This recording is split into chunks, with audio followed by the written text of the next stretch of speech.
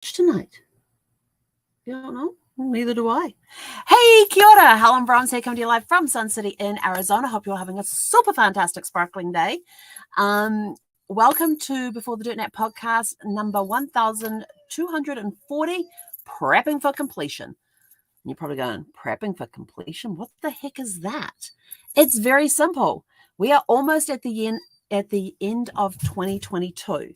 So prepping for completion is making sure that you've got all that stuff done that you wanted to get done in 2022. Is there anything that you've got to do, just a little change here, a little change there to complete it? It is getting ready that when 11:59 p.m. comes up on the 31st, on the 31st of December. Jeep is about to say January. Oh my gosh. I don't know where my brain is right now. So when 31st of December comes around at 11:59 p.m., will you be ready to declare 2022 complete? And that is complete in all the stuff that you've done. Maybe it's sitting down and doing a year in review. We had, if you remember, we had, come here, come up, you can come up, come say hi. Nope, okay. If you remember a couple of weeks ago, we had Kimberly Todd-Turos on the show, and she was talking about how at the end of every year, she writes down the highlights of all the stuff that she has done throughout the year. What a great way to keep a highlight journal of your life. And it's going back through all your planners, your calendars, seeing what you've done, what you've accomplished, and maybe going over notes that if you were at a seminar or a conference or something, going over the notes for that to see what did I learn, so that you can turn around and do this thing of, we went to this conference, this is my takeaways, went to that conference, went on vacation, we went international, we stayed domestic for our vacation, what happened to you during the year? And it shouldn't take too long to do. But at the end of it, are you satisfied with how your year was? Was it a great year? Was it not a great year? Every birthday, I sit down and write out my New Year's resolutions for me. My New Year's resolutions begin on my birthday. That's the day, and then I've got to have whatever I want to get done has to be done before my next birthday. I'm one of those that like to do it with birthdays rather than the first of the year to the end of the year. But then my birthday's in December, so it's, I only get a 3-week head start on my New Year's resolutions. But are you ready to declare your year complete? Are you ready to declare 2022 complete? What do you need to do between now and the end of the year to complete your year? I've been looking through things and going, okay, what do I need to do to complete this year? And I've got my little list. It's just a little list. It's not a big list. It's just a little list of things that I want to get done and completed before the end of the year, so I can declare 2022 fully complete. I have already declared that my genealogical principles class that I've just spent the last 7 weeks doing is now complete. We got our grades today. I got an A. I'm very happy about that. I learned a lot in the last 7 weeks on that, but I have declared that complete because that is step one in the bigger plan. There was times during the last 7 weeks where I just wanted to throw in the towel. I didn't think I could get it completed, especially that last week when we had the 2 weeks crammed into one. At one point I was like, I'm not going to do any study tonight. If I get a 0 for this, I get a 0. That's how it's going to be. And I looked at myself in the mirror and I went, no. Look how far, and then I had to talk to myself. Look how far I had come. Look at how far I had come during that last 7 weeks. But then I had to pull back. Instead of focusing on this little issue down here where I had this 2-week class to do in 1 week, when I'm focusing on that little thing there, I'm missing the big picture. The big picture. This is step one to the big picture. So I looked back, I drew out, I've pulled back so I could see the bigger picture instead of making a mustard seed look like a mountain or a grain of sand. Carrie Underwood's song, sometimes that mountain you've been climbing is just a grain of sand. Remembering that quote from that song and going, oh, my mountain's a lot bigger. No, not my mountain. My plan is a lot bigger than that grain of sand. Kind of that little tiny grain of sand. And so I guess Santa hat's not staying on. Sorry, I just had it on for another course. I thought I'd keep it on, but it's obviously not going to stay. So it was taking a step back to look at the bigger picture to say, this is step one on your big picture. Do you really want to quit this zone? And I was sort of like, damn it. I got up and got study. You know, when you take that focus off that grain of sand and you look at the bigger picture and you realize, you know, it really is just a grain of sand. I can do this. I've come this far. I am not going to quit now. And then you get back and you get stuck in and it just flows out of you. So remember that if you're looking at something that's a problem, can you take a step back so you're looking at the bigger picture? How important is this problem to the rest of what it is you want to do? What's that big picture? What's that ultimate goal? You know, if you've been around me long enough, you know that my ultimate goal is to have a $100 million company by July 31st, 2032. And what I did with this class, that was step one towards that goal. Because it's and you're going, genealogy principles, step, yeah, because there's a whole bunch of stuff that's going to happen between there and then. And this is step one on that portion for that participates to that big goal. I have a lot of step ones, and this is the one that is a big part of what that company is going to look like in 10 years. So, you know, it's taking that step back, look at the big picture. Do you even know what the big picture is? You know, how can you get to a destination if you don't know where you're going? Think about that. You know, I've got my big picture. I have this massive mind map, which has got the Before the Dirt Nap Corporation here in the middle.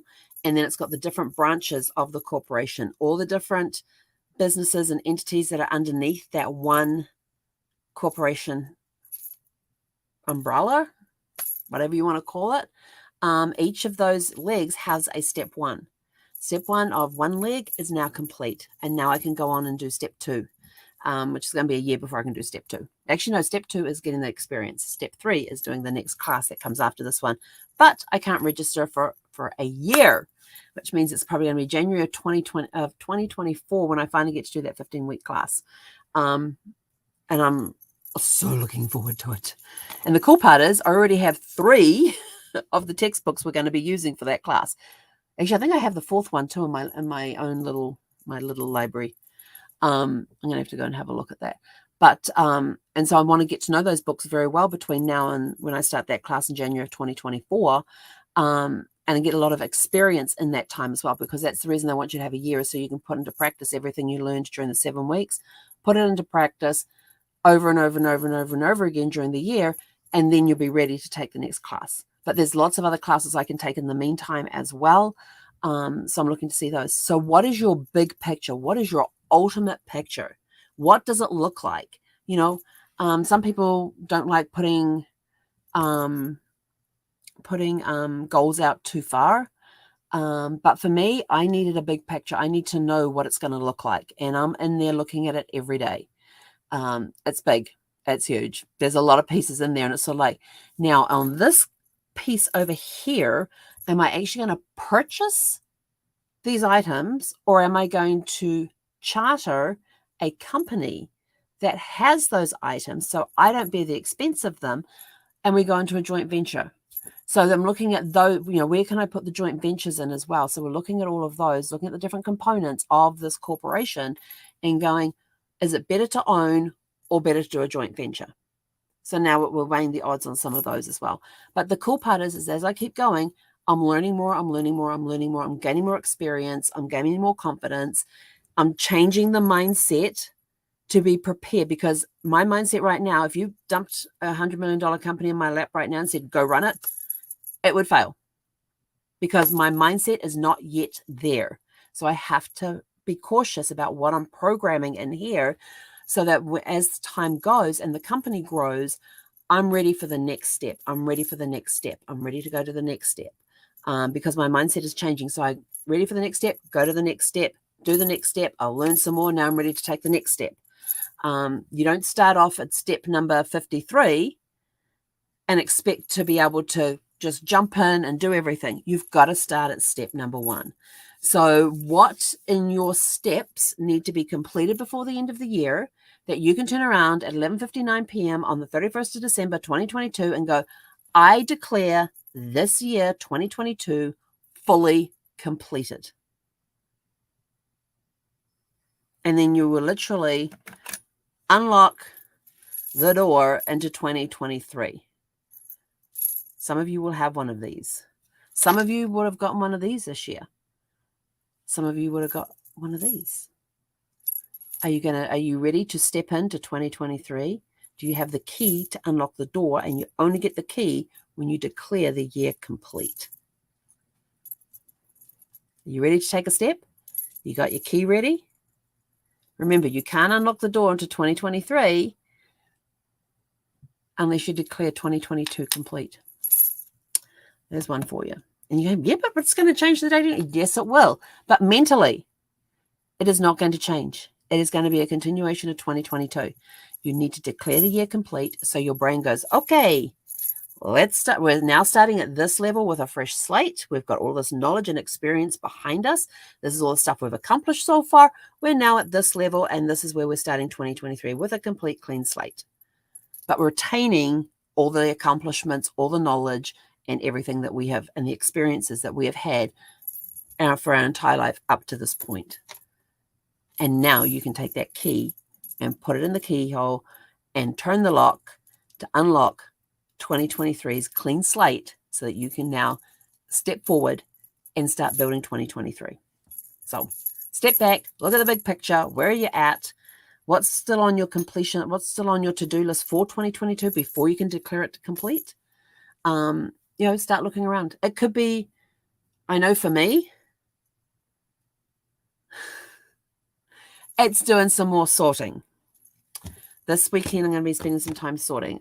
Yes, and Christmas Day, I'm just going to kick back, relax, and, I don't know, watch some more movies or something. I don't know.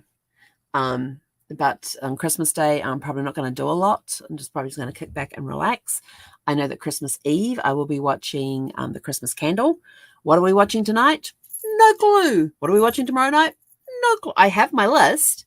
I just haven't decided if I want to watch Love Actually, The Santa Claus, Christmas with the Cranks, or The Holiday. So I have those left on my movie list because Christmas Candle is always Christmas Eve's movie. What's your Christmas Eve? Do you have a movie you like to watch on Christmas Eve? Let us know in the comments below what movies you like to watch on Christmas Eve. Are there any traditional movies that you watch on Christmas Day? There could be a Christmas movie that you as a family, after you've had the family meal together, you sit down and watch a movie. And, what is the movie that you watch? Is it a Christmas movie? Is it some other? What movies do you watch on Christmas Day? Anyway, I know friends that are Jewish, and they go to the movie theaters on Christmas Day and basically go from one movie to another. And they get like 3 or 4 movies, or 3 to 5 movies, something like that in the day. And that's how they spend Christmas, is in the movie theater, literally going from one movie to the next, to the next, to the next.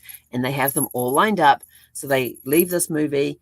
They can then walk to the next theater, walk in, sit down, maybe grab some snacks, bathroom break, all that between, then go out, walk around, stretch their legs, then go into the next movie, watch that, come out, have their break session, then they're back into the next movie. And they, I don't know if they still do that, but that was the way, they were Jewish. They didn't celebrate Christmas, but this was the way that they spent the day. So anyway, what traditions do you have for Christmas Day? Whether you celebrate Christmas or not, do you have a tradition for Christmas Day when everything's closed?